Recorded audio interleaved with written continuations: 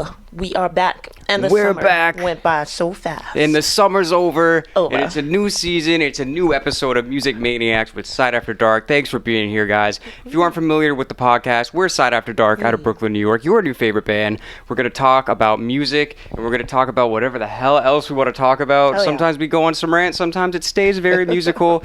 Who knows? We'll find out as we go. So thanks for being here. This is actually a big deal of a podcast, kind of, because this is actually the first time that we've seen each other in like 2 weeks, which is like the longest that we've gone without seeing each other, probably since we met back in like 2019. Yeah, we were sad. We were sad in more ways than one. We were sad after dark apart. Yeah, sad apart. Next album. That has. I kind of like that, but we'll get back to that. But the reason we didn't see each other for so long is because I actually was at Burning Man. So this is the thing that's funny. I feel like there's a lot of preconceived notions about Burning Man, and for myself too, I had a preconceived notion of what I thought it was. I think a lot of people think it's just like a bunch of dirty hippies doing drugs in a desert, and maybe there was a little bit of that, but it was not really that at all. It was definitely one of the greatest experiences of my life. I'm so glad. Like, just to like kind of recap it for people that don't really know what it is. So it's a music festival. Well, no, it's not a music festival. It's just an art festival. It is a life festival. It is way more than just music. It basically, so there's this desert in Nevada, right? Beautiful scenery. It's like, it used to be a lake, like thousands of years ago. So it's like a dried lake bed, basically. Yeah. And so it's this valley in between like mountains all around you. So it's a picturesque landscape. And basically once a year, Burning Man happens, and it's basically a pop-up city, like of 90,000 people that create this city in this same area for a week. And then afterwards, and this is a big part of the ethos of the festival, is like leave no matter out of place. Okay. So like afterwards, it's completely gone. Every piece of trash like is gone. Like the idea is that once it's over, you would not even have known that it happened. Good. Yeah. I mean, that's better for the ecosystem. We don't want to leave pieces of chicken in the middle of the desert. It's so much better for the ecosystem, but it's like actually a very big thing. Like they don't even like you can't just leave trash. They don't even have trash cans. Like you are responsible for your trash. Good. You don't leave shit. Like people will call you out. Good. People will like you are not like that is not cool. All right, so I'll throw that out there. Nice. So you guys get that part. But like no, it's a pop-up city of 90,000-ish people. But the thing is, every like camp, every like area that people go in or that people stay in has to provide something. Okay. Whether it's like literally like meals where people can come in and get food. There's a camp, NYC Deli. They gave out like 77,000 bacon, egg, and cheeses. This is free food for everybody? Everything's free. This is wonderful. Once you get, so it is logistically a nightmare to get there. It is so far out in the middle of nowhere. When we got there, it was like raining. It was muddy, which is kind of crazy because it literally rained 3 days in a row in the desert when we got there, which is, I was not expecting that. Yeah. But it's like, it's so hard to get out there that once you're there, everybody is just so happy to be there. Yeah. It doesn't matter if there's mud. It doesn't matter if there's a huge dust storm. People are just in a great mood all the time. Wonderful. Well, like, how long would you say it took you to get from point A to point B? Point A being here, like New York? No. Once you got off the plane, once you got your ride, and you needed to drive into the desert, how long did it take you? Well, let me just go I'll tell the whole story, because it's like, for us being on the East Coast, it was definitely a lot more difficult than if we lived on the West Coast. And most of the people that I met there, I think either were on the West Coast or actually internationally. There were a lot of international people there. Okay. Which I don't even know what the logistics of that would have been. But anyway, so we were here in New York, flew into Vegas to pick up an RV, drove from Vegas to Reno, which is like 8 hours. Okay. Through beautiful desert like Death Valley, and I had never even been on that side of the country before. I've never seen like any of these landscapes, and it was just so beautiful. I'll put up pictures randomly as we're talking about it. So definitely, if you're on YouTube, and enjoy the pictures and the photos and stuff. But yeah, so literally flew to Vegas, drove 8 hours in an RV from from Vegas to Reno, stayed overnight in Reno at an Airbnb. Picked up our bikes and stuff in Reno, because you need a bike, because this is like, this city, Black Rock City is what they call it, because it's in the Black Rock Desert. It's like a couple square miles. Like, you Yeah. need a bike. Like, you could walk it, I guess, but it would take so long to do anything. These names just sound so mythical in a way and legendary because I'm only hearing them in like movies and stuff. And like, Yeah. we had to go to Reno, we had to go to Lake Tahoe, blah blah blah. And I'm just to the like, Black Rock Desert. and I'm like, Yeah. Death Valley. I'm like, Yeah. what? I know. It's honestly, like, now that I'm back, it honestly feels like does this even really happen? In a way, I'm like, I'm talking to somebody that's been there. I feel wow. I feel like a shaman right now.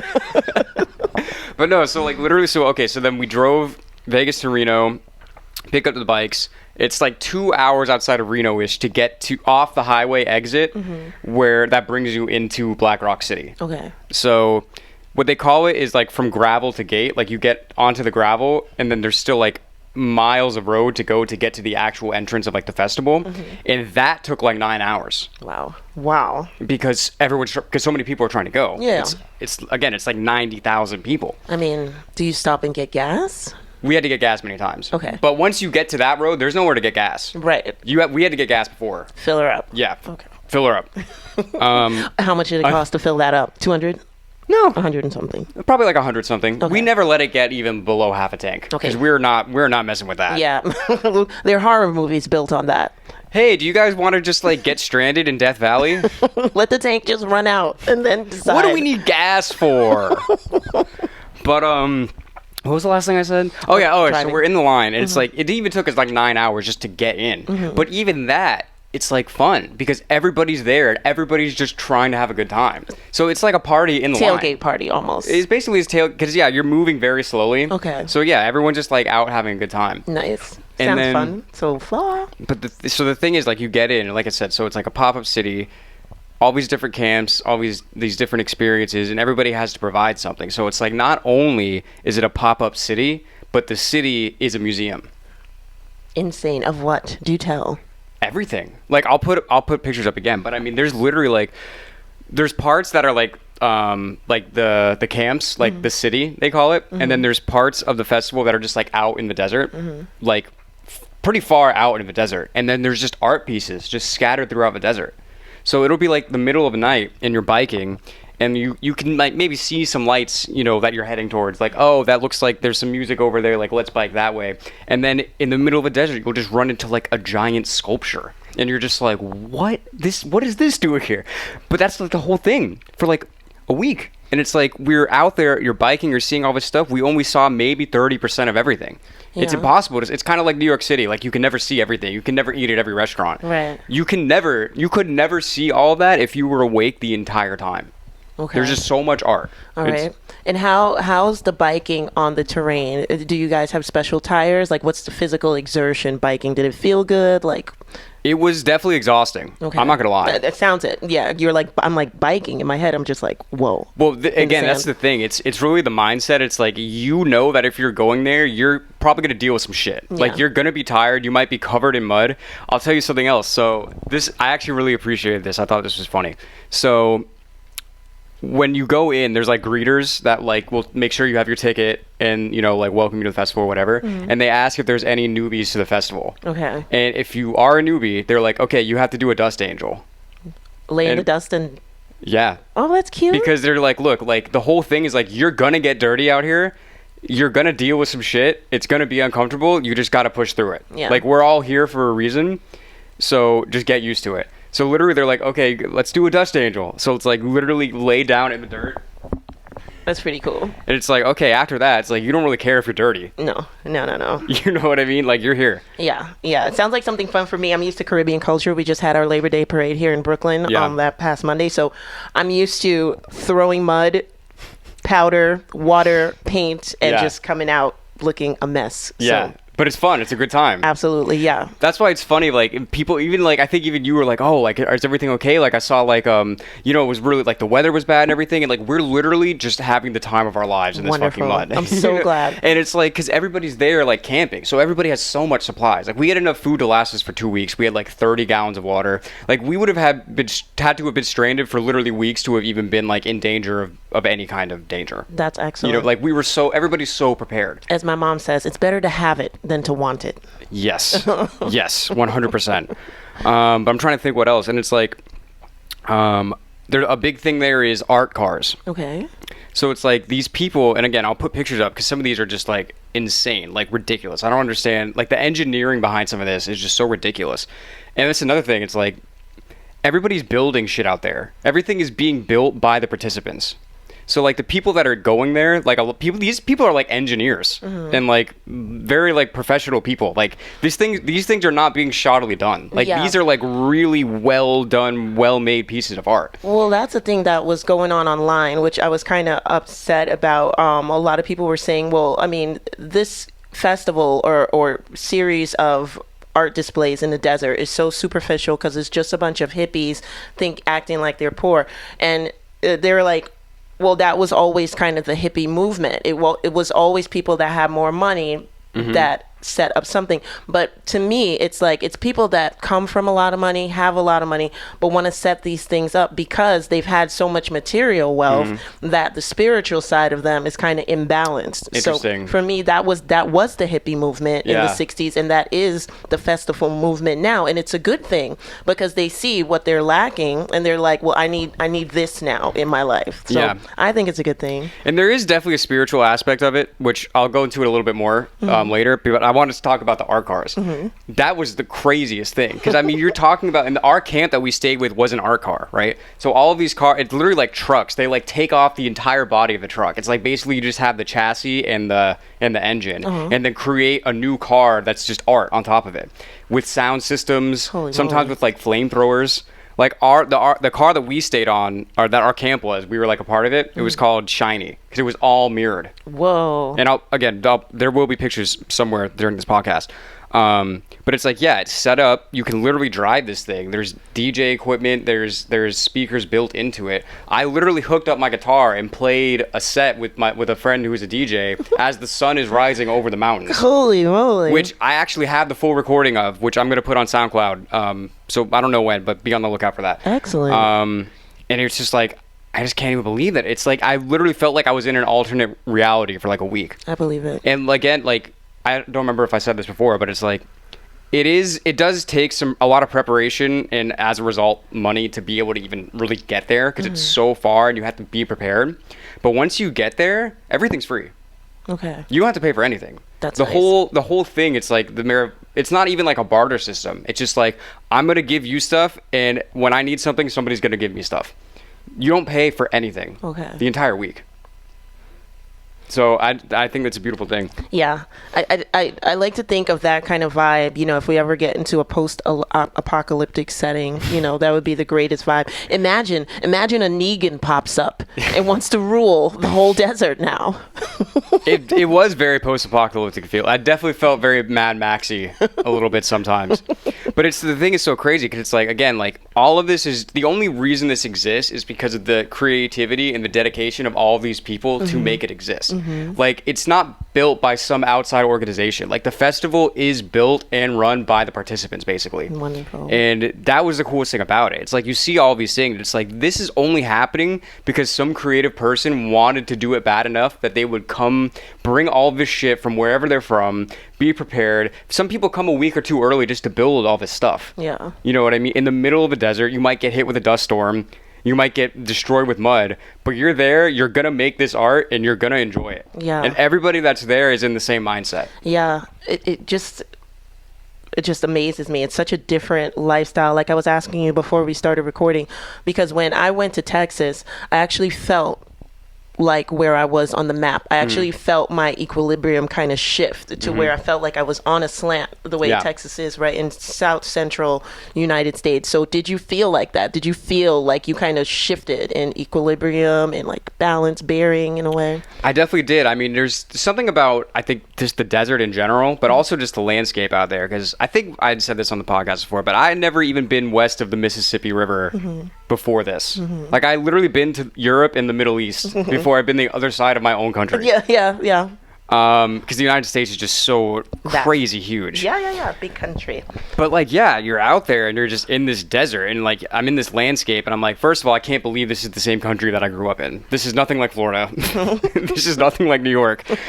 But like, you can't help but feel a little different. And then there is something very spiritual about the desert, you know, and that openness. And this is we were talking. I said I was going to talk about this a little. There is a spiritual aspect of it, Okay. and I was a little like not hesitant, but I guess curious how it was going to go. Because when you talk about like, oh, it's like a burning man, they build this man and they burn it. It almost kind of sounds kind of like idolatrous. But nobody's worshiping the man. You know, like the man is actually a directional tool. Because the way the city's set up, it's set up like a clock. Okay. Right? So like there'll be like avenues, which are the times, and then like A, B, C, D are the streets or whatever. So if I say like our camp, for example, was at 9:15 in G. So like the man is in the middle. The man is how you tell time. Okay. And that's how you know where you are in the city. Okay. So like this is the man, like I'm at 9:15 in G, so I'm like, oh, okay, I'm over here. But if you wanted to go to 2 o'clock, then you'd be going over here. You know what I'm saying? Yeah.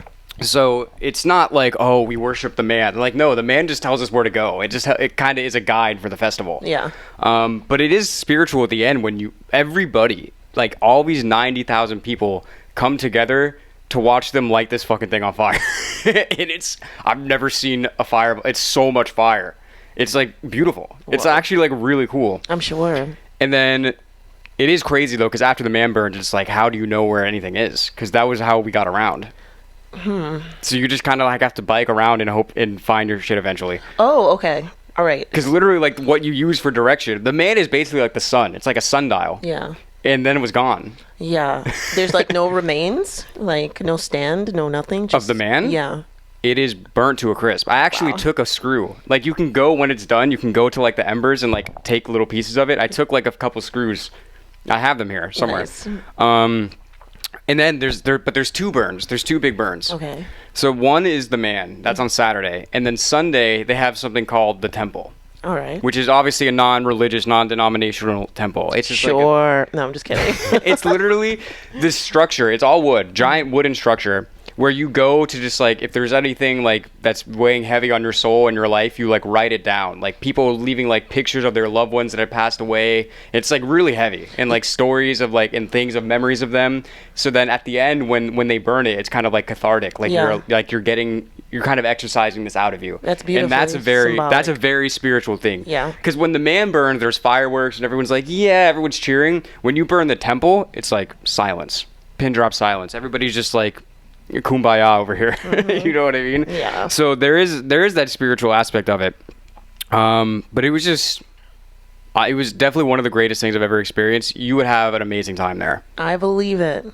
Yeah, I would definitely want to go. Yeah. I definitely cannot go next year, but I want to go maybe in 2 years from now. Yeah. Yeah. I want to bring my parents too. Yeah, a lot of comments were like, "Oh, I'm so glad to never go there," and I was just thinking about it. Yeah, I was just like, I would love to go out there because if it's like dirt and mud, that's the only hindrance. Then we're human, right? Like we should be. We can deal with that. Yeah, we can deal with that. That's what I'm saying. There was nothing like like it was kind of annoying. I mean, literally, like we had our boots. We literally just covered. We had garbage bags and we just tied them around our boots because there's so much mud. Yeah, but it's like that. Well, not on you guys, but other people. You're not gonna die, man. Exactly. Like everything's fine. That's why when you see some of these news reports, like, oh my god, do you see the weather and the blah blah blah, and like we're having the time of our lives out here. We're literally having a great time. Like I don't care what you guys are seeing on the news. Fake news. It's fake news. Guys, I was so worried about Dan because usually when Dan goes on vacation, he will post once in a while. He'll post like when he gets there, and he'll usually post like once or twice while he's there, and then on his way back. And his wife was also there, and one of his good friends that I know was there. So I checked their social media, and these guys were not posting. It was day one. Day one, they posted as they were driving to the desert. Yeah. Day 2, day 3, day 4, they're not posting. And then I was like, let me do a Google search. What is going on at Burning Man? And then they showed a little bit of the weather, and I was like, holy shit. I was like, maybe Dan's pissed, and he doesn't want to post anything. So I just texted him, and I was like, well, I watched the news or something. I did a Google search, and I just hope you guys are okay. And he was like, what are they saying? And I was like, well, they said somebody got electrocuted. They said there was some dust and bad weather early last week. And I forgot what else I said. And Dan didn't answer. But the next day, I think you posted something and it was like clear skies and it was like beautiful outside. Next day or 2 days after. I can't Probably a few days after. Because I barely touched my phone the entire week, which was another thing that was great. Yeah. Because like not having your phone, like you really are able to experience everything that's happening around you. Yeah. And and you do kind of, you lose kind of a connection to the outside world. Yeah. But like, that's kind of a beautiful thing. Like, this is a thing that only happens once a year. Yeah. It's only done because of the dedication and the creativity of all these people around you. Like, you should be here to experience this. Yeah. I don't need to show everybody back at home what I'm doing. Exactly. You want to know what it is, then come. Then go. Yeah. Once he texted back and was like, what are they saying? And I said, what? And once you texted back, I'm like, he's alive. Yeah. He's all right. They're okay. Because I'm the one that rarely posts when I'm on vacation, not usually you. So I was just like, where is he? Is he alive? Again, I literally, like, I left my phone. I didn't even take my phone out any day. Like, when I got home, I might check my phone, and the service there isn't very good. You're in the middle of a desert. Yeah. So I might check my phone once a day just to, like, make sure people know I'm alive, like if somebody's texting me. But like, I'm not using my phone. Like, I have pictures. I'll make a post about it at some point with some of the cooler pictures and stuff, but like, that was the last thing on my mind at the time. Like, oh, what am I gonna use for social media? Well, what I do want to ask you is, has there ever been any time in your teen to adult life where you were like not with your phone for many consecutive days? Because I'm like 8 years older than Dan, so I do remember a time when I did not have my phone, when we did not walk around with phones. We just used human intelligence as opposed to artificial intelligence to know if somebody was okay or where somebody could possibly be. You just set the rhythms of the earth, and go in line with that. So yeah, has there ever been a time other than this where you were away from your phone for that long? No, I mean, I got a phone when I was like about like at the end of middle school, like early high school. So I do remember times, before phones and stuff. Yeah. But since then, I don't think so. Maybe when I went on a cruise or something. But even that, I was with a bunch of friends. So I wasn't even worried about it. Yeah. And then you don't get service out in the middle of the ocean. Right. But no, I don't think so. That must have been great. It really was great, and really was freeing in a way. Yeah. Yeah, honestly, like, I really recommend going. Like, if you can go, like, you should do it. And it's not even like there was a lot of people there with their families. There's like a whole like kids area of the city. Yeah. Like, it was like during the day, there's very wholesome. You know what I mean? People are like there with their kids and just like being creative and exploring art together. In the nighttime, obviously, probably the kids are sleeping and some people are probably partying. Yeah. But it's not everybody. Yeah. It's not like everybody's just on drugs all the time. Like, it's really not. It really was not what I thought it was going to be, in the best way possible. Yeah. Well, I actually love that you went because, we're planning to do a tour soon where we'll be driving. So Dan kind of acted kind of like a scout for the rest of the country for Sight After Dark. And I'm like, well, at least he's prepped. And I know if I go with him out on tour driving around, at least he'll have some type of like, a tiny bit. He'll be our leader. Yeah, no, I mean, it really was great seeing what the land is like over there. Mm-hmm. It's just so huge and big and open and beautiful, and I really do appreciate it. And it really makes me have more of appreciation for certain types of music and classic rock, because we're on this highway and I'm like, I can't imagine listening to anything but Eagles or like Deep Purple right now. Like, this is the music for this drive. Yeah. Like, I'm not listening to jazz right now. It's just not happening. You know what I mean? I also want to say, so I'll show on the pod. So I bought a guitar specifically for the burn, as they call it. I bought a white one because I wanted people to be able to sign it. Because there were certain times where I'm just walking around the city with my guitar on my back, and I'm just looking for jams. And there were a lot of jams to be had. Nice. So I bought this guitar and I bought a bunch of acrylic markers so that people could sign it. So I'll show you guys what the final piece looks like. So I don't even know if it really will show up well on the camera, but I had a lot of people sign it and kind of made this like its own piece of art, which now I can just hang on my wall and like have forever. And I'm a big fan of that. But yeah, overall, it was an extremely inspiring experience to just be around that level of creativity. I've never seen creativity on such a scale. Wow. Like, obviously we're creatives. Yeah, we're and we go to creative museums. spaces. We go in certain settings to get our creativity, right? The Met and stuff like that. We go to the Met, we go to other people's shows, we hang out with other creative people. Yeah. But like every single person of these 90,000 people was a creative person that was trying to bring something to life in this area. Like, I just can't even believe it. Sometimes I close my eyes and I just see the desert and I see all these lights, like 360, just lights, neon lights all around you from all these arts. And like, people on the bike, you have to have lights on your bike or else no one would be able to see you. Right. Like it's dark out there. It's not city dark. Right. It's really that's dark. another thing. Yeah. Yeah. Because I know what it's like to be in the country, you know, and it's dark. And you do feel, you feel like your place in the world, right? You're small compared to like everything else. To the dark, you're compared to the dark, you're so small. That must have been insane. Like no lights in the desert. Yeah, no, you had to. I mean, we had the headlamps. Yeah. Like you need those to bike around. You had to put like lights like wrapped around your bike, like on the wheels. Like even our coats, because it get really cold in the night. Yeah. We even put lights in our coats I believe so people that. could see you. Because even in the country, you have trees that kind of break up the dark in a way. It's weird, but there in the desert, I'm assuming there's like no trees. It's just pitch black. Yeah, I don't know. I mean, I don't want to just keep rambling about it, but I mean, I really could talk about it for a while. Do you have any questions about it, or? No, I don't have any more questions. I was asking all the way throughout on purpose. Yeah. Oh, let me tell the story about how I was telling you there was a story about this guitar. Guys, Guitar Center is the worst. These people, it is so funny because it's like, honestly, it's kind of like a joke, like people that go to Guitar Center about how bad Guitar Center can be sometimes, right? It's so corporate, yeah.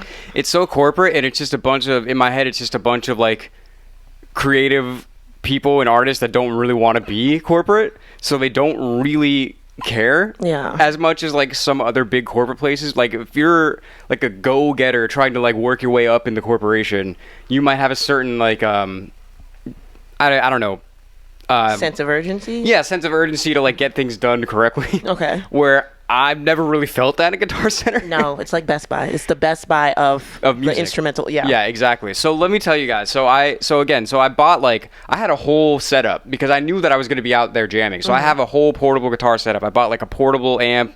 I bought like certain pedals that are battery powered so that I could just walk around. I could set up anywhere, like basically busk and just jam with anyone wherever.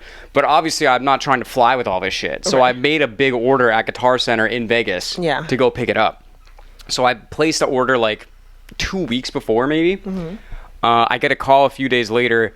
Hey man, it's Guitar Center. Some of the things that you ordered, I don't think we're actually going to be able to get them here. So just call me back and maybe you can pick out some other things and we'll swap them out for you. And I'm like, okay, cool. That's, it happens. It's no big deal. So I called them back like the next day and I was like, yeah, I got a call. Someone said that, my stuff might not be here. And they're like, oh, no, it's all good. We figured it out. It's all good. We got all your stuff. And I'm like, oh, great. So perfect. So fast forward like a week or so, we just flew out to Vegas. We just picked up this RV. We've been up for like 24 hours just to get all this shit done. We go to this Guitar Center. I'm like, hey, what's up? My name's blah, blah, blah. I'm here to pick up blah, blah, blah, blah, blah, all this stuff. And he's like, okay, yeah, I'll go get it in the back. So he goes in the back and he's in there for like 20 minutes. And then he comes out and he was like, yeah, so we don't really have your stuff. And I'm like, you don't have any of it? He's like, we have like some of the cables, but like the guitar we don't have. No. And I'm like, okay. Do you know where it is or where it would be? He was like, well, it should be here, but it's not. And I'm like, okay. Like honestly, if it wasn't, the guy was actually really like funny and like cool about it, so I wasn't really mad at him. If it was somebody else, I would have been actually like really pissed off. I was like, what do you mean you don't have any of my shit? Right. So basically I picked up all new stuff there and they just traded it out. So I was supposed to get a different guitar. Whoa. And then they straight up were like, well, it should be here, but like I don't know where it is. You want to just like pick a different guitar? So this is actually really funny. I almost forgot about this. So I was looking at all these guitars. There was one. It was a used Stratocaster, Fender Stratocaster. Really beautiful guitar. Basically this exact version. I don't know if you could tell. Also, this is a mini guitar. Yeah. Look at the difference in the size between the other one, because this is what they had. I had to get a mini guitar because that was what was available. But I saw this Stratocaster. It was like a beautiful Stratocaster, like the full-size version of this, actual Fender, like American-made Stratocaster for like not much more because it was used. And so I was like, okay, I'll pay a little extra and I'm going to get this one. And they were like, oh, you actually can't buy that one. And I'm like, what the fuck are you talking about? They're like, yeah, there's a law in Nevada where if somebody like brings you an instrument, you can't sell it for 30 days because it might be stolen and they want to run background checks on it. Wow. So this specific one, you can't buy until tomorrow. And I'm like, are you fucking kidding me? I needed a guitar now. Like, we're about to drive 10 hours to go to fucking Berg. I can't wait and to delay everything for this guitar. Yeah. So I'm like, all right, just give me the freaking MIDI guitar and let me just get on my way, please. I ended up spending like 2 hours in there. I was supposed to just go in there and just pick up my stuff and be in and out. Yeah. Speaking of In-N-Out, we got In-N-Out Burger. It was good. Ooh, that is good. I've had that in Texas. Never had it before. Yeah, what I've noticed is that here, well, at least on the Northeast, we're very tight up here, right? So that kind of situation, that would warrant a little bit of a crash out. You would normally see that, or just like really intense talking. If this same thing happened at a Guitar Center in Brooklyn, it would have not have gone down like that. Exactly. But what I've noticed, like when I went to Texas, is like, you gotta chill, man. Because you do gotta chill. Things don't work out the way you want them to, and the person behind the counter knows that, and that person is usually way more easygoing than you are, coming in hot from the East Coast, where time is like money. So you got to really kind of convert That's true. to their mode. Exactly. That's exactly what it was. I'm like, I could be a dick right now, but it's not going to help me. Right, exactly. Like, there's won't. no benefit. Yeah. This guy's going to hate me. He's not going to like work to solve a situation. He ended up giving me 15% off on this guitar, by the way, because of all this bullshit. But yeah, though, I literally was like, okay, this is really annoying, but I have to just go with it. Yeah. And I think another reason why that happens out there is because everyone has guns. You better talk nice. Yeah, because there are a lot of fighting words. You're not coming up to me heated. Yeah. This might not end well for you. Yeah, yeah. That is also the other thing kind of lurking around the corner. It's like, better you be nice to people. Yeah. Because you're not just going to get in like a fist fight if things go south. Right. You're going to maybe die. Yeah. Especially like when you're on the road in like some of these like towns, like going from Vegas to Reno, it's only like tiny small towns. Like, I literally had a thought. I was like, let's say I got in an argument with somebody and they fucking like murdered me out here. Nobody would know for a long time. Yeah. Driving in Texas, I'll always say that. Like, you can drive for miles, 20, 30 miles, and not see one emergency vehicle, not one cop car, ambulance, not nothing. A gas station. Not exactly. No help. So yeah, so the human interaction definitely needs to be paid different. attention to. Yeah. This aggressive New York shit only works when there's not death around every corner. Exactly. Only in the tri-state area.